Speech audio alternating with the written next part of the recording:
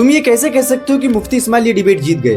तुम्हें जो सोचना है तुम सोच सकते हो, लेकिन आगे के राउंड में मुफ्ती साहब ने जो कहा उसे सुनकर किसी का भी सवाल करने का दिल करेगा। आप ये कह रहे हैं कि ये बच्चों की जो धज्जियां उड़ रही हैं ये इंजेक्शन है, ये टेस्ट है और उस टेस्ट में उनको ऐसा रिकॉम्पेंस मिलेगा जो आपके तस्वुर के बाहर है। वो सिर्फ एक स्टेटमेंट नहीं था, एक आर्गुमेंट था, और आर्गुमेंट को लॉजिक पे जज किया जाता है, इमोशन पे नहीं। मुफ्ती साहब ने कहा कि गाजा में जो बच्चे मरे हैं वो सब एक टेस्ट का हिस्सा है। उनके मुताबिक ये सब एक डिवाइन प्लान का पार्ट है जो हम समझ नहीं सकते, क्योंकि गॉड सिर्फ ऑल पावर ही नहीं ऑल वाइज भी है। अब यहाँ मैं इमोशन की बात नहीं कर रहा, मैं सिर्फ लॉजिक की बात कर रहा हूँ। अगर मास किलिंग, इनोसेंट बच्चों का मौत और पूरी फैमिली का खत्म हो जाना, अगर तुम इसे विजडम बता रहे हो तो तुम सिर्फ गॉड को डिफेंड नहीं कर रहे हो, तुम लोगों को ये बता रहे हो और उन्हें ये सिखा रहे हो कि कैसे क्रूरल्टी को नॉर्मल माना जाता है। बिलीवर्स कहते हैं कि गॉड पर्सनल होता है। मान लो किसी घर में एक बच्चा बीमार पड़ जाता है, पेरेंट्स दुआ करते हैं, डॉक्टर मिल जाता है और वो बच्चा ठीक हो जाता है। लोग कहते हैं कि गॉड ने मदद किया। मान लो किसी का ऑपरेशन बहुत ही रिस्की था, सब प्रेयर करते हैं, ऑपरेशन सक्सेसफुल होता है और सब गॉड को थैंक यू बोलते हैं। इसका मतलब एक ऐसा गॉड जो पर्सनल लेवल पे इंटरफेयर करता है, जो इंडिविजुअल सफरिंग में भी मदद करता है। तो फिर जब गाजा में हजारों बच्चे मर रहे थे,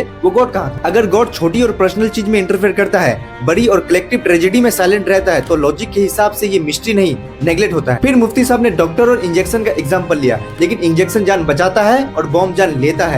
इनोसेंट किलिंग को मेडिकल ट्रीटमेंट से कंपेयर करना ये कोई विजडम नहीं। फिर कहा गया हम सिर्फ एक पिक्सल देखते हैं, गॉड पूरी पिक्चर देखता है। अगर पूरी पिक्चर को बनाने के लिए हजारों बच्चों की खून की जरूरत पड़े, यहाँ तो विजडम का मतलब ही कोलैप्स हो जाता है, या फिर उस पिक्चर को बनाने का तरीका गलत है। डिवाइन प्लान को पेनकिलर बना के अपनी अंतरात्मा को सुलाना बंद करो। क्राइम हेवन में नहीं हो रहा, यहाँ जमीन पर हो रहा है। और जब तुम जुल्म को टेस्ट कह देते हो तो तुम जुल्म के खिलाफ खड़े नहीं होते, तुम उसके साथ खड़े हो जाते। अब सवाल सिंपल है, तुम इसका जवाब कमेंट सेक्शन में दो। क्या बच्चों की लाशों को टेस्ट कहना ये फेथ है या फियर है? अगर ये विजडम है तो क्रूरल्टी क्या है? कमेंट में लिखो, मैं पढ़ना चाहता हूँ तुम्हारी सोच कहाँ खड़ी है।